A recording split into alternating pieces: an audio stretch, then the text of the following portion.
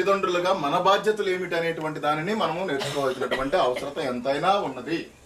కారణం ఏమిటంటే దేవుడు ఒక బహుమతిని ఇచ్చినప్పుడు ఆ బహుమతిని మనం ఏ విధమైనటువంటి రీతిలో మనము దానిని సక్రమైనటువంటి మార్గంలో మనం పెట్టుకుంటూ ఉంటున్నామో ఒక్కసారి ఆలోచించుకోవాల్సినటువంటి అవసరత ప్రేమించి ఇచ్చినటువంటి తల్లిదండ్రులు ఒకసారి ఆలోచించుకోవాలని చెప్పేసి దేవుని యొక్క వాక్యం తెలియజేస్తూ ఉన్నది. ఈ రాత్రికాల సమయంలో జెస్సీని దేవుడు ఆ యొక్క ఇరువురు దంపతులను దీవించి ప్రేమించి బహుమతిగా ఇచ్చాడు.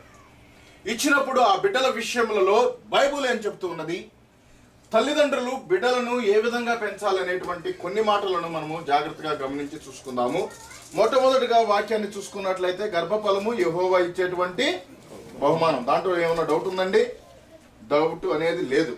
అయితే ఎఫెసీయులకు రాసినటువంటి పత్రికలో అపోస్తుడైనటువంటి పౌలు ఒక మాటను చెప్తూ ఉన్నాడు తల్లిదండ్రులకు ఏమని మాట చెప్తూ ఉన్నాడనంటే దయచేసి చూడండి. ఎఫెసీయులకు రాసినటువంటి పత్రిక 6వ అధ్యాయము 4వ వచనంలో దేవుడు ఒక మాటను మనకు తెలియజేస్తూ ఉన్నాడు.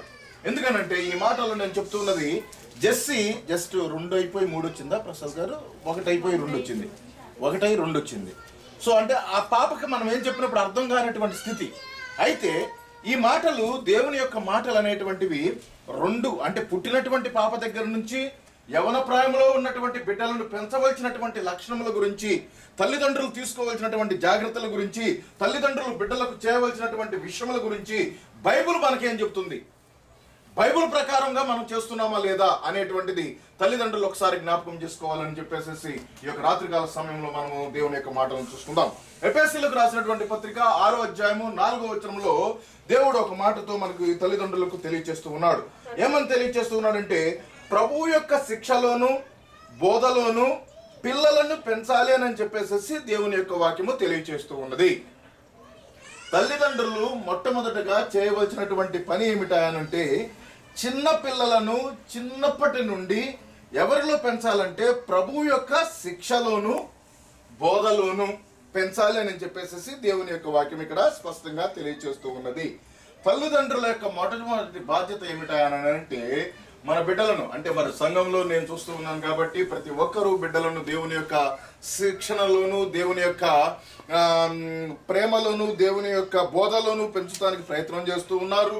అందుకు చాలా సంతోషము. అయినప్పటికీ సండే స్కూల్ వారు కూడా ఎన్నో విధాలుగా దేవుని యొక్క మాటలను, దేవుని యొక్క కథలను తెలియచేస్తూ వారికి చక్కటి ఉపదేశములను మనకు అందిస్తూ ఉన్నారు.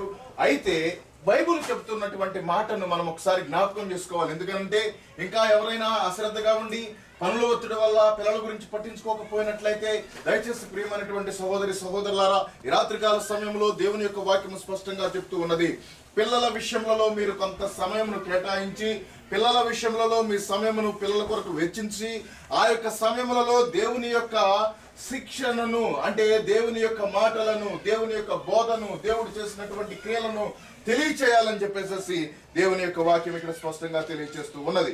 2వ మాటను చూసుకున్నట్లయితే కీర్తనల గ్రంథము 78వ అధ్యాయము 4వ వచనంలో చూసుకున్న